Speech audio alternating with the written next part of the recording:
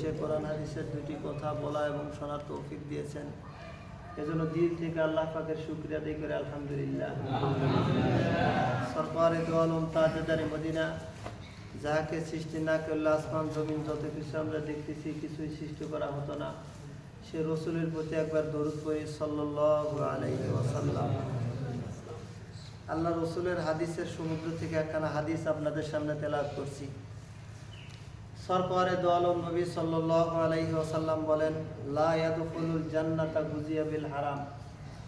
কোনো লোক যদি হারাম ভক্ষণ করে তার শরীর লালিত পালিত করে, এই শরীরকে আল্লাহ পাক জাহান্নামের আগুনে জ্বালাইব। নাউজুবিল্লাহ বলেন। জান্নাতে যাওয়ার জন্য শর্ত হলো, আল্লাহ রসুল বলেন, আল্লাহর ইবাদত আল্লাহর কাছে গ্রহণযোগ্য হওয়ার জন্য, কবুল হওয়ার জন্য শর্ত হলো তার খাদ্যটা হালাল হওয়া লাগবে। খাদ্যটা কি হওয়া লাগবে বলেন তো? আপনাদের এই আলোচনা করলে মিডিয়ার যাবে এখন সোসাইটি আর কেটে সুলতানটার মনে চিনতেছেন না, কিন্তু বিদেশের লোক চাচাক দেখবো তো কথার জবাব দিবে না। আলোচনা যত সুন্দর হবে আপনাদেরই ভালো। আমাদের হুজুরের আলোচনা মিডিয়া যায়। ঢুট গেছিলাম, কয়েকজন ধরছে হুজুর আপনি ফেসবুকে দেখতেছি, কত হুমড়ো সুমড়ো দেয়। আমরা দুই একটা কথা চাইলাম, আল্লাহ কোন কথার দ্বারা কাকে হেদায়েত রাখবে বলা যাবে বলেন তো? আমি যে আলোচনা করি আপনারা তো অনেকগুলি ভালোই করেন, পছন্দও করেন না? অনেকে গল্প করে মফিজ করে বলে কয় আঙ্গের হুজুর ভালো আলোচনা করে কয়েক মসজিদ থেকে। তাহলে এরকম আরো পাগল আছে যে তারা দূরে থেকে কেউ না আলোচনাটা সুন্দর, একটা লাইক মেরে দিল, একটা শেয়ার দিলা, কি বলেন? হ্যাঁ, আল্লাহ রসুলের কি হাদিস বললাম যে কোনো ব্যক্তি যদি হারাম খাদ্য দ্বারা তার শরীর লালন পালন করে যদি ইবাদত করে, এই ইবাদত আল্লাহর কাছে গ্রহণযোগ্য হবে না। কি হবে না বলেন তো? গ্রহণযোগ্য হবে না।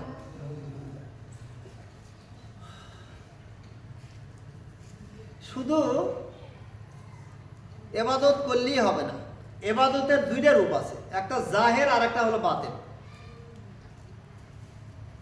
একটা হলো শুধু নামাজ পড়লাম, আর একটা মন দিয়া পড়া, একদম ভিতর থেকে আল্লাহকে রাজি খুশি করার জন্য এমন একরকতার সাথে আমি আল্লাহর কাছে নামাজ পড়তেছি, আল্লাহর সামনে, আল্লাহ আমাকে দেখতেছে, আমি দেখতে পারি চাই না পারি, আল্লাহ আমাকে কি করতেছেন? দেখতেছেন। এই ধ্যান ধারণা নিয়ে যদি কোনো ব্যক্তি নামাজ পড়ে, তাহলে বাহ্যিকভাবেও তার নামাজের ভিতরে আছে, ভেতরের যে একটা রুহু তার ভিতরে থাকার দরকার, এটাও নামাজের ভিতরে আছে। তো হাদিসের মধ্যে আছে, কিতাবের মধ্যে লেখে, কোন লোক যদি হালাল উপার্জন করে যদি অল্প ইবাদত করে, আল্লাহর কাছে এটা তাড়াতাড়ি গ্রহণযোগ্য হয়। কিতাবে লিখছে যে আল্লাহর যতগুলি ফরজ আছে, এই ইবাদতের পরে হালাল রিজিক কামাই করে খাওয়া এটাও ফরজ। নামাজ পড়া যেরকম ফরজ, 5 ওয়াক্ত নামাজ পড়া যেরকম ফরজ, হালাল রিজিক কামাই খাওয়া এরকম কি বলেন তো? এটাও ফরজ না। শুধু নামাজ পড়তেছি ফরজ না, না, আমাকে হালাল রিজিক কামাই করে খাওয়া এটাও আমাকে ফরজ, এটাও আদায় করা লাগবে। আজকে দেখেন এই ওয়াজগুলি আপনাদের বলতে আমাদের শরম করে। আপনাদের এই ওয়াজগুলি করতে আমরা হুজুর মানুষ, আমাদের কি করে বলেন তো? আমরা হাজারো হুজুর এমন ভাবে হারামের ভিতরে লিপ্ত আছি, এই কথাটা যদি আপনারা সাধারণ লোক জানতেন, জুতোর সাথে পায়খানা করে হুজুরদের গালে পিটাইত। কি বলেন, কথা ঠিক না বেটি? একটা হুজুর বর্তমানে ইউটিউবে দেখা যাচ্ছে, হাজার হাজার হুজুর এরকম চ্যালেঞ্জ ছুটতেছে, আমি কোরআন হাদিস থেকে কবিরাজি করি, জিন ছাড়াই ডাইরেক্ট কোরআন হাদিস থেকে। এই দুনিয়ার মধ্যে যদি প্রতারক থাকতো, প্রতারকের দিক দিয়ে যদি প্রতিযোগিতা হইতো, এই হুজুর ফার্স্ট হইতো। আল্লাহ কথা বলে সব চুপচাপ বোবার নালা বসে, কি বলেন? যদি কোন দিক দিয়ে ফার্স্ট হতে বলেন তো দেখি? বুড়ো মানুষ বুঝবো না, ছেলে মাসের তোমরা হওয়া করো। প্রতারকের দিক দিয়ে, প্রতারক বোঝেন তো? প্রতারক মানে ধোকাবাজি, বাটপারি, চগলখুরি, যত বাটপারি আছে, এই ধোকাবাজির দিক দিয়ে যদি প্রতিযোগিতা হইতো যে কে ফার্স্ট হয়, তাহলে এই সমস্ত ভণ্ড হুজুররা কি হতো? এরা প্রথম স্তর অধিকারী দিত। যে ধোকাবাজির দিক দিয়ে বর্তমানে এই সমস্ত হয়েছে বদমাইশ হুজুর, এরা ফার্স্ট। কথাটা খারাপ হয়ে গেল না? আসলে বাস্তব। এগুলো কথা তো মিডিয়া তুলে ধরে দরকার। মানুষ তো মোবাইল দেখতে বাপুরে আমার সালের জিন ধরছে বা সালের বইয়ের পেট ব্যথা করতেছে, এই অসুখ ওই অসুখ, তাহলে কি করা যায়? বলে অমুক জায়গা ওই কবিরাজ বলে কোরআন হাদিস থেকে বলে এরকম ঝাড়ফু দেয়, এই ঝাড়া দেওয়া মাত্রই জিন ছেড়ে দিচ্ছে, এই হচ্ছে ওই হচ্ছে। এ কত বড় ধোঁকাবাজ জানেন? আল্লাহ কি এই যে আপনার বইয়ের পেট ব্যথার জন্য কি আল্লাহ কোরআন নাজিল করছে? আল্লাহ কথা কয় না। আল্লাহ কোরআন নাজিল করছে হলো মানুষকে গায়েবের জগৎ শিক্ষা দেওয়ার জন্য। পুলসিরাতের ফুল যে বলে কি দেখছেন? পুলসিরাতের ফুল কেমন হবে দেখছেন? এর কোরআন হাদিস শিক্ষা দিচ্ছে পুলসিরাতের ফুল এমন হবে। জাহান্নামের আগুন কত ভয়াবহ হবে এটা কোরআন হাদিস শিক্ষা দিব। জান্নাত নামক একটা জিনিস আছে, এটা কোরআন শিক্ষা দিব। একদল পাগল হুজুর কোরআনকে কি ব্যবহার করতেছে, কিভাবে বলেন তো? জিন হাজির করার জন্য। আমি ডাইরেক্ট কোরআন থেকে জিন হাজির করে জিনের দ্বারা আমি সমাধান দিচ্ছি। নাউজুবিল্লাহ বলেন। কেন? একটা প্রসিদ্ধ ঘটনা কোরআনের ভিতরে আছে, সেটা হলো হযরত সুলাইমান আলাইহিস সালাম বহুত বড় একজন পয়গম্বর ছিলেন, অনেক জলিলের কদর একজন পয়গম্বর ছিলেন হযরত সুলাইমান আলাইহিস সালাম। ওনাকে আল্লাহ পাক নবুয়তি দান করেছিলেন, এই দুনিয়ার বাদশাহীও তাকে দান করেছিলেন। সুবহানাল্লাহ কইলেন না? সুবহানাল্লাহ। এত আমি কইলে তো না এ মোরা ধরা বসলি এই ডাইন বাম বড় এই ভিডিও বাদ দেয়া অন্যদিকে তালাক দিয়ে ছেড়ে দাও। ওনাকে আল্লাহ তাআলা নবুয়তিও দান করেছিল, আর একটা কি দান করেছিল? দেশের বাদশাও বানাইছিল। কেমন বাদশা ছিলেন দেখেন, উনি যখন কোথাও একটা সমাবেশ হইতো, কোথাও মিটিং হইতো, ওনার সমস্ত সৈন্য সামন্তকে নিয়ে উনি নিজে সহ মন্ত্রী মিনিস্টার সহ ওই সিংহাসনের উপর বসিয়া শুধু বলতো আজকে চট্টগ্রাম একটা প্রোগ্রাম আছে, এই চলো। এই সিংহাসন সমস্ত যাত্রীদেরকে নিয়ে যান্ত্রিক ইঞ্জিনের সহযোগিতা ছাড়াই বাতাসে সেখানে সাথে সাথে নেজা পৌঁছে দিত। সুবহানাল্লাহ। কিতাবে লিখছে বিনা কলে হাওয়ায় চলে তখতে সুলাইমান। কোন প্রকার কল কারখানার সাহায্য ছাড়াই, যান্ত্রিক সাহায্য ছাড়াই সুলাইমান আলাইহিস সালামের সিংহাসন সাথে সাথে ওনাকে বাতাসে সেখানে পৌঁছায় দিত। এত বড় একজন জলিলুল কদর পয়গম্বর, উনি বাইতুল মুকাদ্দাস জেরুজালেম মসজিদ বানাচ্ছেন জিন জাতির দ্বারা। কাদের দ্বারা বানাচ্ছেন? জিন জাতির দ্বারা উনি মসজিদ বানাচ্ছেন।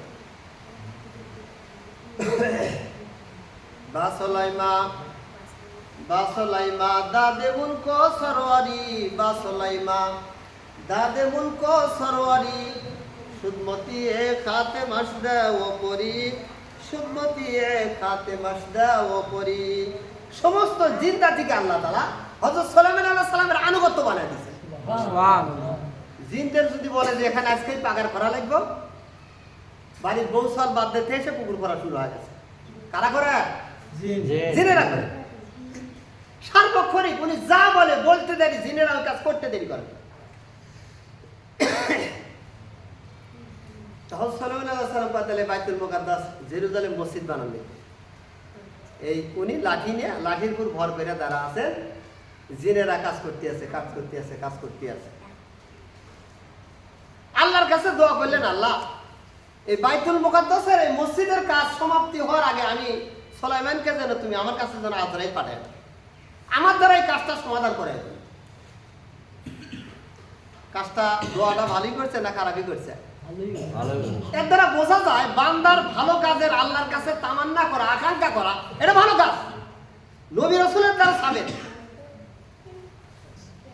আল্লাহ কয় নবী সুলাইমান, আমার ঘরের কাজ আমি কার দ্বারা করাবো এটা আমার ব্যক্তিগত ব্যাপার। তুমি আমার কাছে দোয়া করতে পারো, কিন্তু কবুল করার দায়িত্ব আমি আল্লাহর হাতে। কিন্তু একজন নবী মানুষ দোয়াটা করে ফেলে দিছে। আল্লাহ কয় না, জানটা ঠিকই নেবো, তবে কাজ তোমার, তুমি দাঁড়ানো অবস্থায় আমি শেষ করে দেবো। নবী সুলাইমান লাঠির উপর ভর করে কাজ দেখতেছেন, এদিকে আজরাইল আলাইহিস সালাম এসে ওনার জানটা কবজ করে নিয়ে চলে গেছে।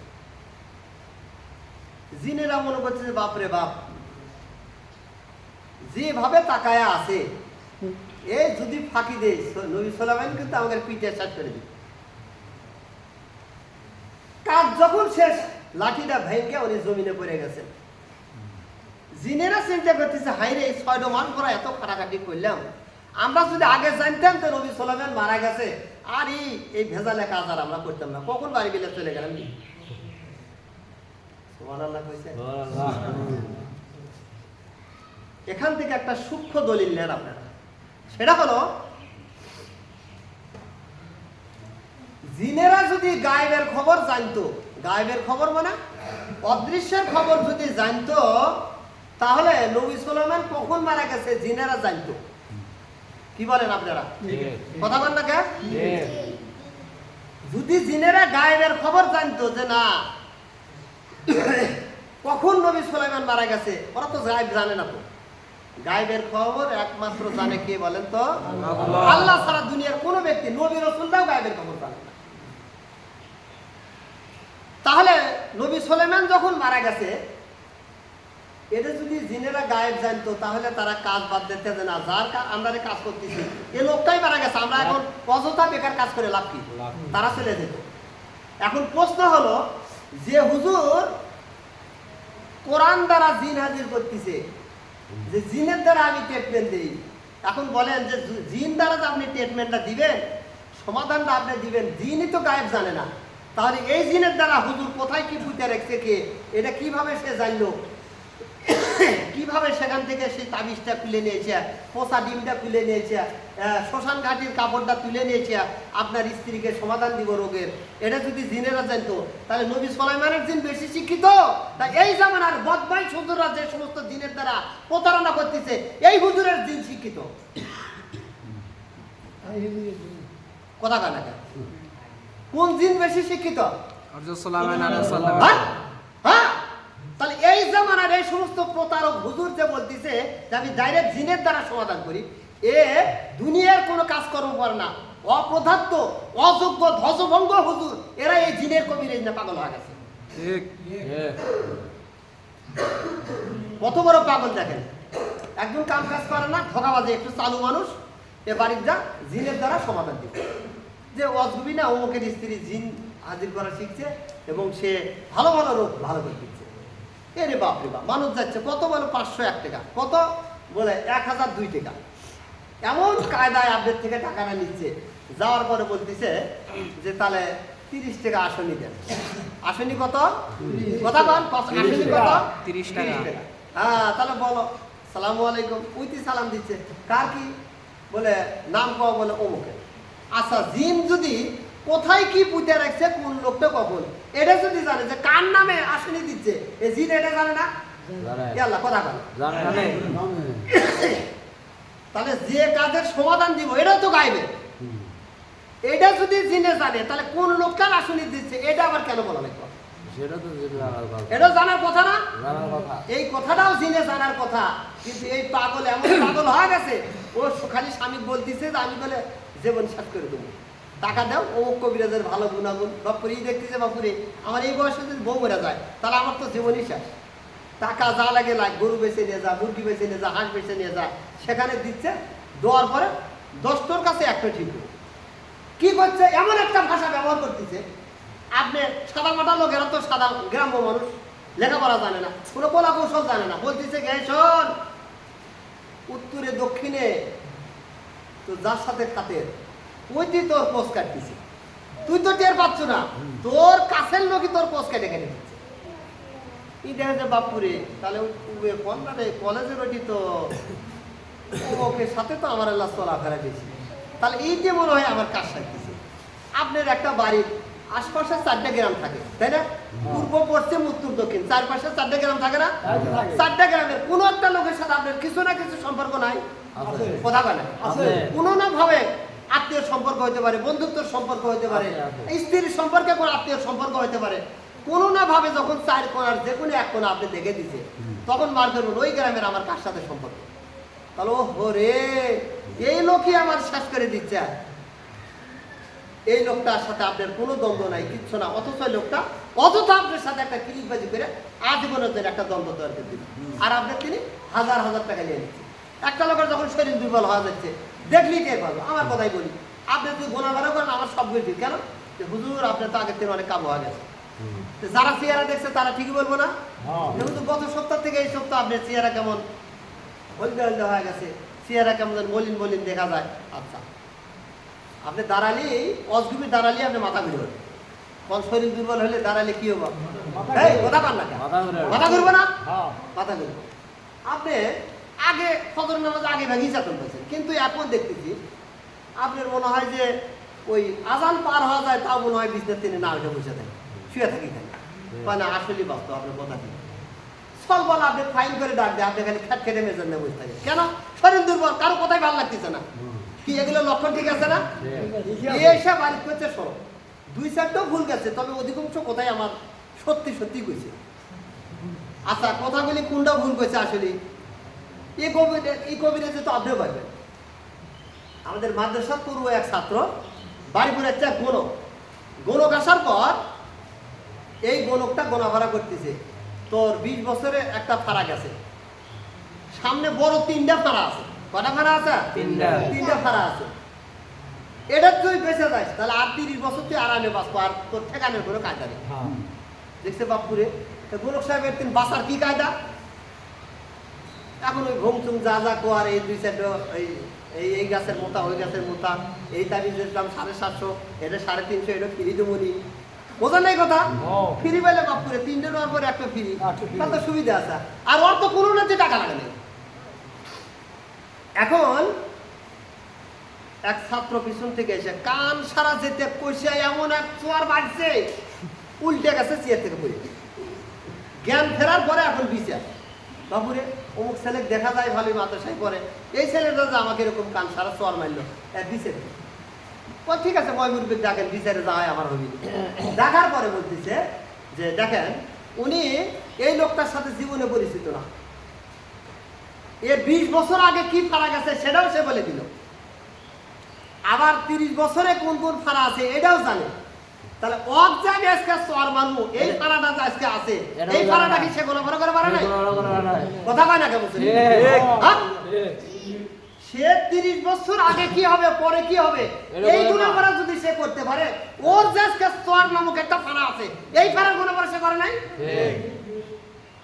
এগুলো শুধু ধোঁকাবাজ না পাপিষ্ঠ ধোঁকাবাজ এগুলো শুধু ধোঁকাবাজ সবচেয়ে পাপিষ্ঠ ধোঁকাবাজ হলো এই সমস্ত ধোঁকাবাজ বিশেষ করে বর্তমান সবচেয়ে বড় প্রতারক হলো একদল হুজুর নামের কলঙ্ক তারা প্রতারক এদের কোরআন হাদিসের কোনো জ্ঞান নাই এরা কোরআন নিয়ে আখিরাত কামাই করা বাদ দিয়ে নামাজ কালাম সুন্দর হওয়া বাদ দিয়ে মানুষকে পর্দা খুশি দিয়ে শিখান বাদ দিয়ে সে তাবিজ দিয়ে ব্যস্ত হয়ে গেছে এই বেটা তুই কোরআন শরীফের একটা আয়াত করে একটা ছাত্রকে শুনাইতে পারিস না একটা মাদ্রাসার একটা শিক্ষক হইতে পারিস নেই পুরো একটা মসজিদের ইমামতির ভাগ্য জোটে না তুই বাজারে সারাদিন চা খাস আর বলতিস আমি কোরআন দেয়া কি করি কবিরাজি করি জিনাজির করি আচ্ছা আপনি বলেন তো দেখি আল্লাহ পাক কোরআনে বলেন ফাইদা কুদিয়াতিস সালাহ ফান্তাশিরু ফিল্লাহ নামাজ যখন শেষ তখন তোমরা জমিনে ছেড়ে পড়ো ইয়াবতাগু মিন ফাযলিল্লাহ আই রিজকিল্লাহ আমার দর রিজিক যে জমিনে ছেড়ে রাখছি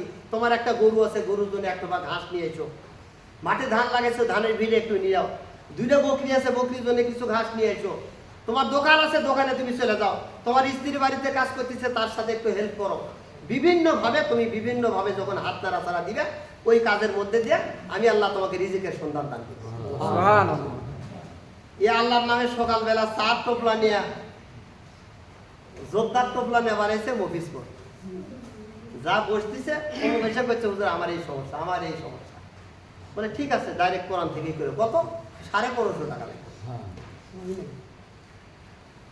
আস্তাগফিরুল্লাহ আস্তাগফিরুল্লাহ আল্লাহ পাক হাত পাও দিছে সবাই যদি ওদের মধ্যে প্রতিবন্ধী হয় যদি খালি বাজারে কবিরাজি করতো তাহলে কি এই এলাকার গরু বছর ইত্যাদি কুরবানির সময় গরু পাইতেন আপনারা আল্লাহ কথা কানে কেন যদি বিয়ে এসে যদি একটা মুরগি দেশি মুরগি খাওয়ার আওয়াজ করে আর এই সমস্ত ভণ্ড হুজুরকে জ্বালা ও তো সারাদিন খালি কবিরাজি নেই ব্যস্ত কেউ বলতেছে না না না না মুরগিটা কি করবো আগে কবিরাজি শিখিয়ে সব বাদ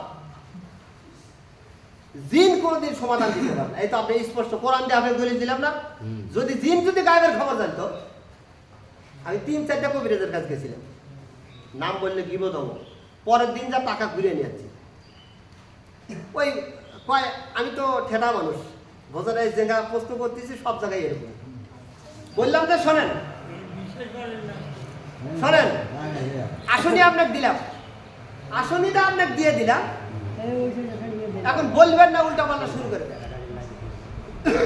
উল্টা পাল্টা যখন শুরু করে দেয় তখন বলি যে না আপনার বলাটা ভুল হয়ে যাচ্ছে, এই রোগ, তাহলে এই রোগের যদি আপনি সমাধান পারেন তাহলে করেন, না তাহলে ওষুধ দিচ্ছি, দেওয়ার পরে কাজ হয় না, পরে যাওয়ার পরে বাপুরে এই যদি আরো 10 জনে করে দেয় তখন টাকা নিতে হবে। আল্লাহ তাআলা সবাইকে এই সমস্ত প্রতারক হুজুর থেকে আমাদের বাঁচার তৌফিক দান করুন।